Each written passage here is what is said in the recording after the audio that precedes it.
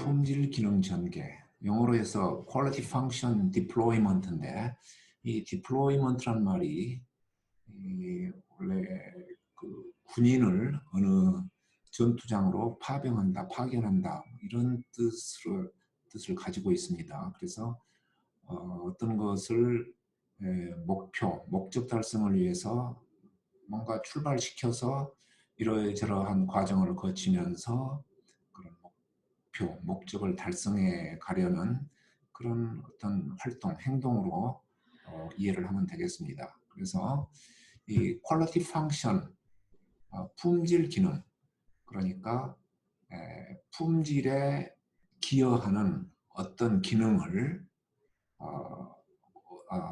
고객의 요구에서 출발을 해가지고 설계 명세까지 차근차근 반영해 나간다. 이런 뜻으로 이해를 하면 되겠습니다. 그래서 이것은 1972년에 일본의 미쓰비시사에서 처음 장안되었는데 그 뒤에 여러 회사에서 발전시키고 사용하고 그랬던 기법입니다. 그래서 이 QFD는 엔지니어링, 마케팅, 생산 등 여러 기능으로 구성되는 신제품 도입 팀에 의해 주로 사용이 됩니다. 그러니까 신제품 개발팀, 여러 부서에서 협력해서 어떻게 좋은 신제품을 개발할 것이냐, 이제 이런 데에 초점을 두고 사용하는 기법이라고 볼 수 있겠습니다. 그래서 이 방법은 이 품질의 집이라는 다이아그램을 활용하는데, 사실 이러한 형태의 다이아그램을 그려가는 과정 그 자체가 QFD의 내용이라고 볼 수 있습니다. 품질의 집, 이 다이아그램의 모양이 어떤 집 모양과 비슷하다 해서 그런 말을 붙인 거죠. 지붕으로 보면 되겠죠, 이 부분을. 그래서 고객의 요구 조건, 이에 대한 자사와 경쟁사의 기술 수준, 경쟁 우위를 확보하기 위한 목표 수준 등을 체계적으로 분석하고 도출하기 위해 만드는 어떤 매트릭스 구조의 다이아그램입니다. 그래서 오늘은 이 품질의 집을 중심으로 설명하면서 QFD의 내용을 여러분에게 소개하려고 합니다. 그래서 HOQ 이런 작성 프로세스가 이제 쭉 설명이 될 텐데, 이거를 설명하기 전에 다른 자료를 하나 먼저 보겠습니다. QFD가 왜 필요한가? 신제품을 개발했을 때 성공하기 위해서 이걸 쓰는데, 그렇다면 실패 원인 중에서 가장 많은 비율을 차지하고 있는 게 이 시장 분석이 부족하다는 그런 요인이 되겠습니다. 그래서 시장 분석이라는 것은 고객의 욕구를 제대로 파악하지 못했다, 이런 뜻이 되죠. 그래서 이 QFD를 사용해서 이런 부분에 부족한 점을 보완해보자, 그런 뜻이죠. 그래서 신제품이 개발에 실패했다는 뜻은 뭐냐? 판매해서 개발에 들어간 그 비용을 회수하지 못했다, 그런 이야기죠. 이제 그러면 그걸 이제 실패로 보는 거죠. 사실은 뭐 자본 회수뿐만 아니라 어떤 적절한 이윤을 남기지 못하면은 그것도 실패로 볼 수 있겠는데요. 아무튼 신제품이 이렇게 개발을 했는데 실패하는 이유는 고객의 욕구를 제대로 파악하지 못해서 고객이 원하는 걸 만들어내지 못한 거다, 이제 이런 뜻이죠. 그래서 고객이 튼튼하고 실용적인 것으로 차를 원하는데 겉모양은 크게 중요하지 않고 또 가격도 좀 저렴해야 되겠다. 그런데 이 고객의 그러한 생각을 무시하고 그저 개성이 중요하니까 디자인을 세련되게 좀 이렇게 멋있게 만들고, 또 이 차가 이렇게 속도를 내려면은 이런 곡선형으로 차가 만들어져야 되겠다. 그렇게 해서 고객이 원하는 것을 무시하고 많은 돈을 들여서 멋있는 차를 만들었다 한다면은 그 판매가 좀 잘 안 되겠죠. 이런 이런 신차 개발은 성공하지 못하겠죠. 그래서 어떻게 하면은 이 고객의 생각과 또 엔지니어의 생각을 좀 더 일치시킬 것이냐. 그것을 일치시키려고 하는 것은 엔지니어가 고객의 생각, 고객의 관점에 맞추어야지 고객더러 엔지니어의 생각을 맞추어라. 엔지니어 생각대로 당신들이 뭘 사가라. 이렇게 할 수는 없는 거죠. 그래서 이제 QFD에서 생각하는 것은 바로 고객이 원하는 것을 어떻게 정확하게 파악해서 그것을 엔지니어가 이해를 할 것이냐. 이제 거기에 초점을 맞춥니다. 그래서 고객의 언어를 엔지니어의 언어로 어떻게 변환시킬 것이냐. 그런 거죠. 그래서 표면이 매끄러웠으면 좋겠다. 이렇게 고객이 말을 하면은 엔지니어는 표면의 어떤 거칠기 정도 이런 생각을 해야 되고 또 문이 부드럽게 작동하는 것이 필요하다 그러면은 그 문의 재질이나 또 문의 어떤 그 작동 방법을 생각해야 될 것이고 모양이 반듯하게 유지되면 좋겠다 그러면은 엔지니어는 이것을 형합성 또는 치수 공차 이런 것들을 생각해야 되겠죠. 그래서 엔지니어가 고객을 이해해야 된다. 또 고객의 잠재 요구사항까지 분석하고 정리해야 되겠다. 고객의 언어를 엔지니어의 언어로 변환하고 상품화시켜야 되겠다. 그래서 이러한 어떤 방향을 마켓인이다 이런 말을 하기도 합니다. 마켓의 시장의 그러한 생각, 정보 이런 것들을 안으로 들여오자. 그래서 회사에서 이제 거기에 맞춰서 제품을 개발하자 그런 뜻이죠. 그래서 소비자 요구를 체계적으로 분석하고 개발 초기 단계에서 문제 해결을 위한 접근을 시도하자. 이제 그렇게 QFD가 생각하고 있습니다. 그러한 내용을 조금 더 구체적으로 보면은 여기에 헤어 드라이어를 설계하고 만들려고 생각하고 있습니다. 그랬는데 고객이 요구하는 게 이런 특성들이었어요.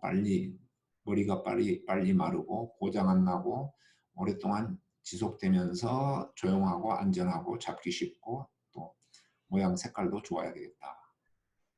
그러려면은 어떠한 품질 특성을 생각해야 되느냐. 빨리 마르고 고장 안 나고 오랫동안 지속되고 조용하려면은 이것은 공기 흐름의 특성을 면밀히 따져봐야 되는 일이다. 이렇게 보는 거죠. 그 다음에 고장 안 나고 오랫동안 지속되고 조용하고 안전하려면은 어떤 제어 부분, 헤어드라이어의 어떤 뭐 속도나 열이나 이런 부분들을 제어하는 컨트롤러 부분에서 이런 부분들이 다뤄져야 되겠다. 이렇게 되는 거죠. 그 다음에 잡기 쉬워야 된다 그러면 어떤 무게의 관점에서 품질 특성을 생각을 봐야 된다. 이렇게 볼 수 있겠습니다. 그러면은 이러한 품질 특성들은 어떤 부품에 적용이 돼야 되는가? 공기 흐름, 그리고 무게, 사용 비용 이런 부분들은 모터에 관련이 되어 있고 공기의 흐름은 팬에, 열은 히터에 관련이 되어 있고 제어는 스위치에 관련이 되어 있다. 그래서 이러한 구성 부품들을 어떻게 설계하느냐 그 설계의 방향이 바로 이런 요구 품질과 또 그 품질의 특성에서 이런 부품의 설계가 나온다 그런 뜻이죠. 그렇다면은 QFD는 바로 고객이 원하는 요구 품질을 이렇게 하나씩 한 단계씩 전개시켜가면서 아까 영어로 말했던 디플로이먼트죠. 점차 구체적이고 실질적이고 이 부품을 설계하는 쪽으로 어떤 자료나 생각들을 정리해 가면서 실제 설계할 때에 이런 부품들을 설계할 때 그러한 것들이 반영이 되도록 해야 되겠다. 이제 그런 생각입니다. 그런 뜻입니다. 그래서 그렇게 할 수 있는 구체적이고 체계적이고 실용적이고 또 그 다음에 그 부분들을 설계하는 쪽으로 이렇게 실제 실무에 쓸 수 있는 그런 방법이 뭐냐, 이제 이런 부분을 생각하다가 만들어낸 것이 바로 하우스 오브 퀄리티. 그래서 품질의 집이죠. 그래서 이제 이 품질의 집을 가지고 그런 부분을 하면은 이런 고객 요구를 명확하게 판단할 수 있고 설계 목표도 명확하게 할 수 있고, 그 다음에 C, 콘커런트 엔지니어링, 동시공학이죠. 이 동시공학을 수월하게 진행시킬 수 있고, 또 신제품의 QA, 퀄리티 어슈어런스, 품질 보증을 이야기하는데 고객이 품질에 불만이 없도록 어떻게 보장할 수 있느냐, 이제 그런 부분에 신경을 쓰고 거기에 대한 대책을 만들어서 설계를 할 수 있겠다는 겁니다. 그러면은 비용도 절감이 될 수 있고, 또 표준화 설계 이런 부분까지도 이 QFD가 활용될 수 있겠다. 이 품질의 집을 작성하는 과정이 프로세스가 1, 2, 3, 4, 5, 6 이렇게 나와 있고, 거기에 해당되는 번호가 이렇게 있습니다. 1번, 2번 이렇게. 그러면 이게 순서입니다. 먼저 고객 요구사항을 확인한 다음에 2번으로 가서 그 고객 요구사항의 중요도와 경쟁력을 평가합니다. 그 다음에 이제 3번, 4번 이렇게 진행이 되는데 이걸 하나씩 이제 차차 설명을 할 예정인데, 여기에 이 V라는 기호가 적혀 있습니다. 이것을 우리는 Voice of Consumer, Customer, 그래서 고객의 소리다, 이제 이렇게 표현을 하죠. VOC로. 그래서 고객의 소리를 듣고, 그 다음에 B, 벤치마킹, 경쟁사를 조사한다는 거죠. 확인하고, 그래서 그쪽을 자료를 이제 찾아 참고하고, 또 여기에 V가 있는데 중요도 지수도 정합니다. 중요도 지수를 정할 때는 이 VOC 정보를 활용을 하고, 그 다음에 여기에 I가 있는데 이거는 내부 정보입니다. 그래서 이런 특성치를 찾고 또 내부 프로세스를 생각하는 것은 이제 내부 정보를 활용하는 것이겠죠. 그래서 상호관계도 내부 정보를 활용하는 겁니다. 자, 이 1, 2, 3, 4 순서대로 한번 따라가 보겠습니다. 고객 요구사항 VOC, 이거를 수집해서 요구 품질을 추출해서 카테고리별로 분류하는 건데, 고객이 이런 이야기를 한다면은, 다시 말해서 힘이 좋은 차를 원하고 많은 짐을 실을 수 있어야 된다 한다면은 요구 품질은 엔진의 힘이 세고, 그래서 짧은 시간에 속도를 올릴 수도 있는 그런 차를 만들어야 되겠다 이렇게 생각을 하겠죠. 그 다음에 또 트렁크나 차 내에 공간을 넓혀서 많은 짐을 실을 수 있는 차, 이제 이런 부분들이 이렇게 변환이 되겠습니다. 원시 데이터가 요구 품질로 변환이 되겠습니다. 그 다음에 이제 두 번째 과정입니다. 아까 그 자료에서 이 맨 오른쪽에 있었던 이 부분이죠. 그래서 이런 고객 요구사항 각각의 항목들을 얼마나 중요한가, 각 항목이 그 중요도를 수치로 표시를 해보고, 또 고객 경쟁사와 비교를 해봅니다. 경쟁사와. 그래서 여기에 중요도가 수치로 이렇게 적혀 있습니다. 수치가 높을수록 중요하다는 뜻이 되겠죠. 그래서 고객이 적절한 온도의 성능을 원한다. 그거는 5번 아주 중요하다. 또 만약에 장시간 음식을 보관하는 기능이 3번으로 중요도가 나와 있습니다. 그래서 적절한 온도보다는 좀 낮은 중요도인데, 이 지금 제품이 대략 어떤 냉장고와 같은 그런 제품이라고 생각이 됩니다. 그러면은 이런 중요도를 나름대로 판단해보고, 이 중요도를 판단하는 것은 기준이 뭘까요? 아까 말했다시피 이거는 V입니다. 고객으로부터 들은 그런 정보를 가지고 중요도를 정하고, 그 다음에 경쟁사와 비교해서 우리 회사의 경쟁력을 비교합니다. 자, S사, W사 이런 식으로 어떤 경쟁력이 있다 했을 때 이 부분은 우리가 경쟁사보다 뒤지고 있다. 이 부분은 경쟁사보다 앞서거나 동등하다. 자, 이렇게 서로 판단을 해보는 거죠. 그러면은 이 두 요소, 중요한 것. 그러면은 경쟁력과 비교했을 때 중요하면서도 경쟁력이 떨어진다. 그러면은 이 부분에 대해서 더 많은 노력을 기울여야 되겠죠. 근데 중요하지 않은 것인데 경쟁력이 높다. 예를 들어서 이런 부분들. 만약에 여기가 이제 중요도가 2점이라고 하면은 중요하지 않는데 경쟁력이 높다. 그렇다면은 어떻게 해야 될까요? 그대로 두고 이런 부분들, 중요한데 경쟁력이 떨어지는 부분에 더 많은 노력을 기울이는 것이 낫겠죠. 자, 이제 이쪽입니다. 품질 특성치를 발굴해내야 되겠습니다. 이러한 고객의 요구사항의 이런 중요도와 경쟁력을 봤을 때 이러한 것들이 어떤 품질 특성치하고 관련이 있느냐, 이거를 이제 찾아서 각각의 연관도, 관련성을 이제 파악을 해야 되겠습니다. 그래서 적절한 온도를 원한다고 했을 때 이것은 어떤 품질하고 관련이 될 것인가. 또 장시간 음식을 보관한다고 했을 때는 어떠한 품질 특성치하고 관련이 될 것인가. 그것을 이런 어떤 매트릭스 형태로 파악을 해봅니다. 그러면은 만약에 적절한 온도라는 그러한 성능은 냉장고가 항상 온도를 세팅해 놓은 그런 온도로 적절하게 유지가 돼야 된다 한다는 것은 어떤 품질 특성치로 봤을 때 이런 거죠. 온도의 범위의 특성치와 관련이 있고 또 공기의 흐름 단열, 또 야채통의 위치 이런 것들이 이런 온도하고 관련이 있다. 이렇게 파악을 했습니다. 또 각각의 칸마다 이런 수치들은 그 관련성을 나타내는데 9번 같은 경우는 관련이 아주 크다.